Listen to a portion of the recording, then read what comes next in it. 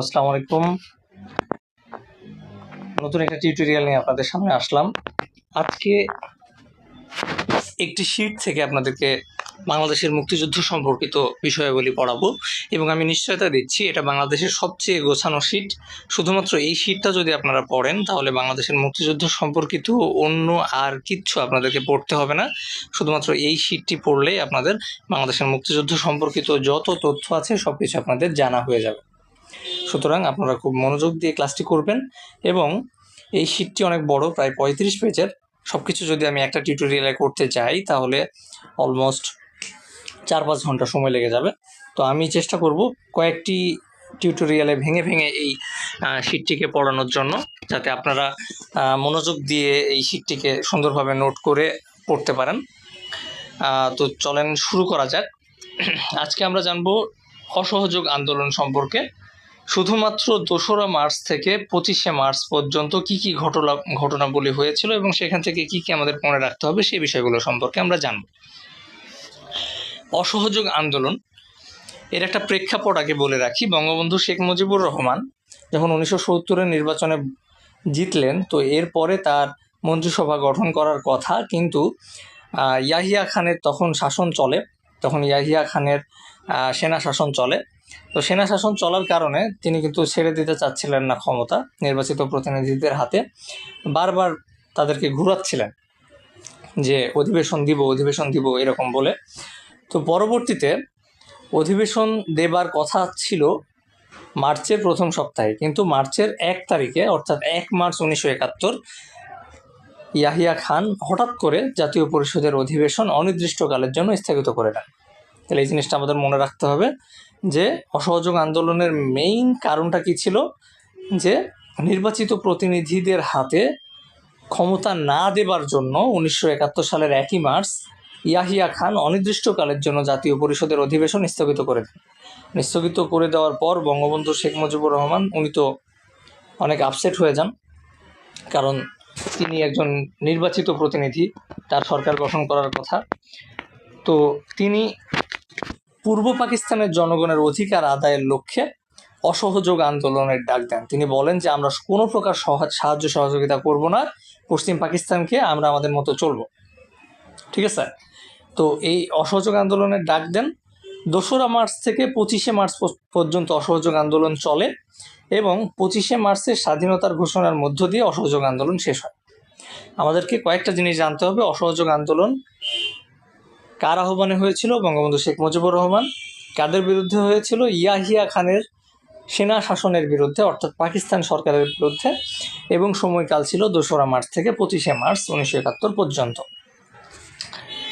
এখন 2রা মার্চে কি হলো?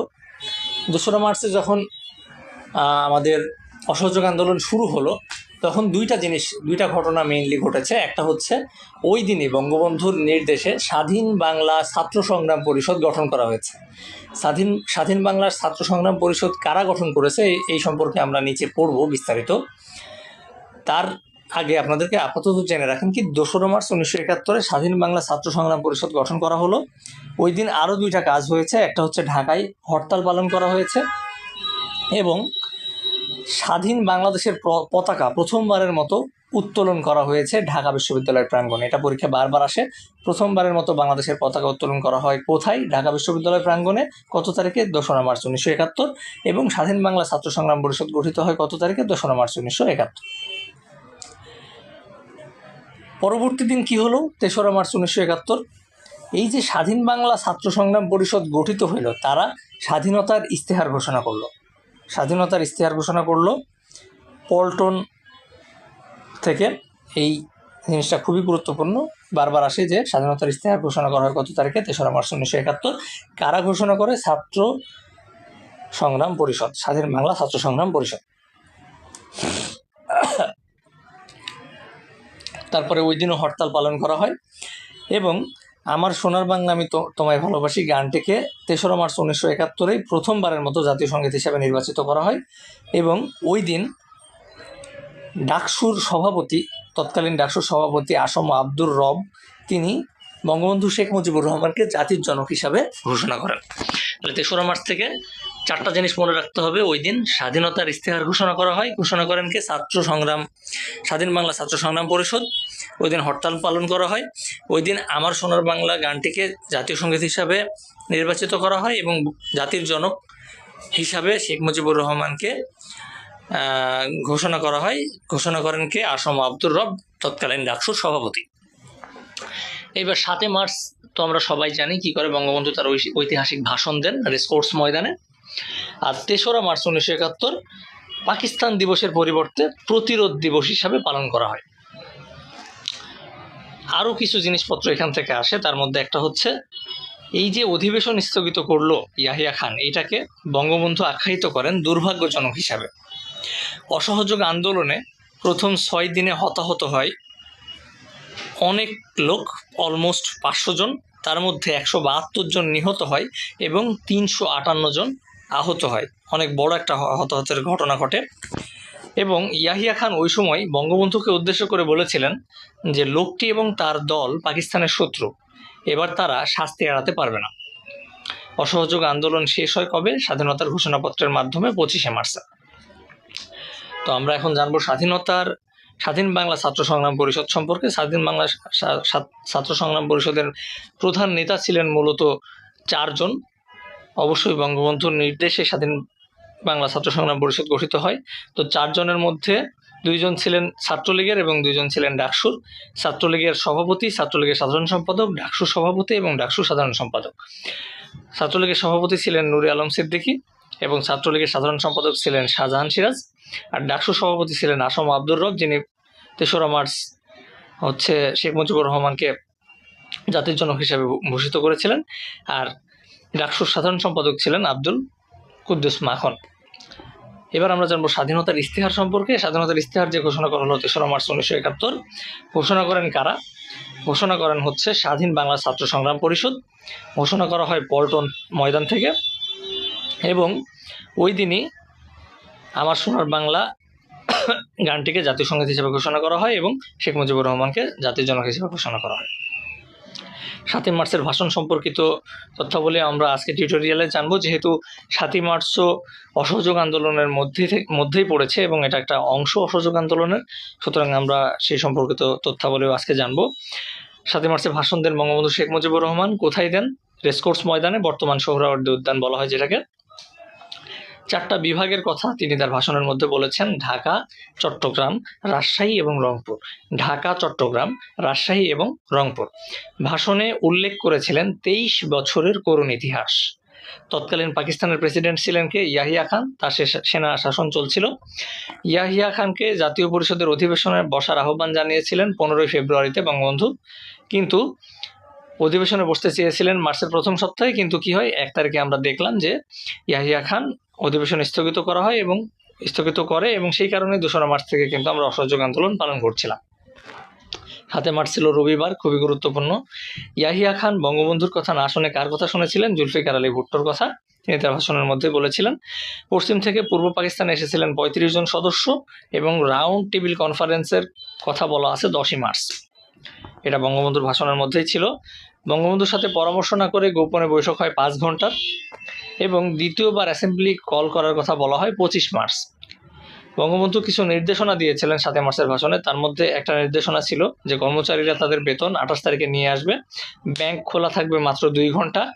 অসহযোগ আন্দোলনের বেগ বৃদ্ধি পেয়েছিল 7 মার্চের ভাষণের পরে, মানে 2রা মার্চ থেকে শুরু হয়েছিল, কিন্তু 7 মার্চের ভাষণের পরে কিন্তু এই যে মানে অসহযোগ আন্দোলনের বেগ আরও তীব্র হয়েছিল। অহিংস এবং অসহযোগ আন্দোলনের কর্মসূচি ঘোষণা করা হয় 7 মার্চের ভাষণে। ঘোষণা শুরু হয়েছিল বিকাল 3 ঘটিকায়, মতান্তরে 2টা 45 মিনিটে এবং শেষ হয়েছিল 3টা 3 মিনিটে, অর্থাৎ 2টা 45-এ শুরু হয়, 3টা 3-এ শেষ হয়। মোট 18 মিনিট স্থায়িত্ব ছিল এই ভাষণের। ওইখানে উপস্থিত ছিল প্রায় 10 লক্ষ মানুষ। মাইকের নাম ছিল কল রেডি, যেটা বারবার আসে। সাউন্ড রেকর্ডকারী ছিলেন এইচ খন্দকার এবং ভিডিও রেকর্ডকারী ছিলেন আবুল খয়েরের ব্যবস্থাপনা পরিচালক, যিনি 2014 সালে এই রেকর্ডের জন্য মরণোত্তর স্বাধীনতা পদক পান। 7 মার্চের ভাষণ সংবিধানের একটা তফসিলে আছে। তফসিলটা হচ্ছে 5ম তফসিল 150-এর 2 নম্বর অনুচ্ছেদে। ইউনেস্কো এই যে 7 মার্চের ভাষণকে প্রামাণ্য ঐতিহ্য হিসেবে স্বীকৃতি দেয়। এবং যে সময় প্রামাণ্য ঐতিহ্য হিসেবে স্বীকৃতি দেয় সেই সময় পরিচালক ছিলেন ইউনেস্কোর ইরিনা বোকোভা নামের একজন ছিলেন হচ্ছে পরিচালক ইউনেস্কোর। আর এই ভাষণটিকে, 7 মার্চের ভাষণটিকে তুলনা করা হয় গেটিসবার্গের ভাষণের সাথে। গেটিসবার্গের ভাষণ হচ্ছে আব্রাহাম লিঙ্কন দিয়েছিলেন। এটি খুবই খুবই খুবই বিখ্যাত একটি ভাষণ এবং সেই ভাষণের সাথে তুলনা করা হয় 7 মার্চের ভাষণকে। ভাষণটি এখন পর্যন্ত অনুদিত হয়েছে 12টি ভাষায়। 7 মার্চের ভাষণটি, 7 মার্চের ভাষণে উল্লেখযোগ্য 2টা উক্তি সম্পর্কে আমাদের জানতে হবে। তার মধ্যে একটি হচ্ছে এবারের সংগ্রাম আমাদের মুক্তির সংগ্রাম, এবারের সংগ্রাম স্বাধীনতার সংগ্রাম, এবং আরেকটি হচ্ছে রক্ত যখন দিয়েছে রক্ত আরও দেবো, তবু দেশের মানুষকে মুক্ত করে ছাড়বো ইনশাআল্লাহ। এই 2টা উক্তি বারবার আসে। বেসিক্যালি 4টা বিষয় সম্পর্কে বঙ্গবন্ধু তার ভাষণে উল্লেখ করেছিলেন। একটা হচ্ছে সামরিক শাসন, ইয়াহিয়া খানের যে সামরিক শাসন চলছিল সেটা প্রত্যাহার করতে হবে, সৈন্যদের বেরাকে নিয়ে যেতে হবে, এবং নির্বাচিত যে প্রতিনিধি 70 নির্বাচনে যারা নির্বাচিত হয়েছে তাদের হাতে ক্ষমতা দিয়ে দিতে হবে, এবং যে গণহত্যা এই সামরিক শাসন চলাকালে হয়েছে এই গণহত্যার অবশ্যই সঠিক তদন্ত করতে হবে। এই 4টি বিষয়বস্তু সম্পর্কে তিনি আসলে বলেছিলেন। এবং 7 মার্চের ভাষণকে ইউনেস্কো স্বীকৃতি দেয় ওয়ার্ল্ডস ডকুমেন্টারি হেরিটেজ হিসাবে 2017 সালের অক্টোবরের শেষের দিকে। এবং এটি একমাত্র ভাষণ, বাংলা ভাষণ, যেটি MOW-তে অর্থাৎ memory of the world international রেজিস্টারে প্রথম কোনো বাংলা ভাষণ হিসাবে 7 মার্চের ভাষণটিকে স্বীকৃতি দেওয়া হয়। আর প্রথম সশস্ত্র প্রতিরোধ সম্পর্কে আমাদের জানতে হবে। এটি ঘটেছিল 10ই মার্চ, অর্থাৎ যখন বঙ্গবন্ধু শেখ মুজিবুর রহমান 7 মার্চ ভাষণ দিলেন তখন ইয়াহিয়া খান দেখলেন যে বাঙালিদের মধ্যে কিন্তু একটা অস্থিরতা তৈরি হয়েছে। তো তিনি বললেন যে দ্বিতীয় ইস্ট বেঙ্গল রেজিমেন্টে যে সকল বাঙালি সৈন্য আছে তাদেরকে অস্ত্র জমা দিতে হবে। তো তার এই নির্দেশনার পরেই বাঙালি সৈন্য যারা ছিল দ্বিতীয় ইস্ট বেঙ্গল রেজিমেন্টে তারা বলল না, আমরা অস্ত্র জমা দেব না। ওই দিন তারা চন্দনা মোড় থেকে গাজীপুরের, মানে বর্তমান গাজীপুর চন্দনা মোড় থেকে জয়দেবপুর পর্যন্ত সড়ক অবরোধ করে দিল। বললো তারা গাড়ি ঘোড়া চলতে দিবে না, সড়ক আজ থেকে অবরোধ। এই যে 10ই মার্চ 1971 এই যে সড়ক অবরোধ করা হলো, এটাই হচ্ছে পূর্ব পাকিস্তানের দিক থেকে সর্বপ্রথম সশস্ত্র প্রতিরোধ।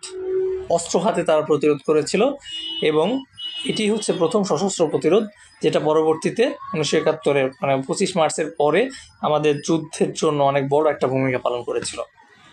তো এই টিউটোরিয়ালে এই পর্যন্তই। অপারেশন সার্চলাইট যেহেতু আমাদের 25শে মার্চের থেকে ঘটনা, অর্থাৎ অসহযোগ আন্দোলনের পরের ঘটনা, আমরা এটি পরবর্তী টিউটোরিয়ালে জানবো। আজকে এই পর্যন্তই, দেখা হবে পরবর্তী টিউটোরিয়ালে। সেই পর্যন্ত সবাই ভালো থাকবেন।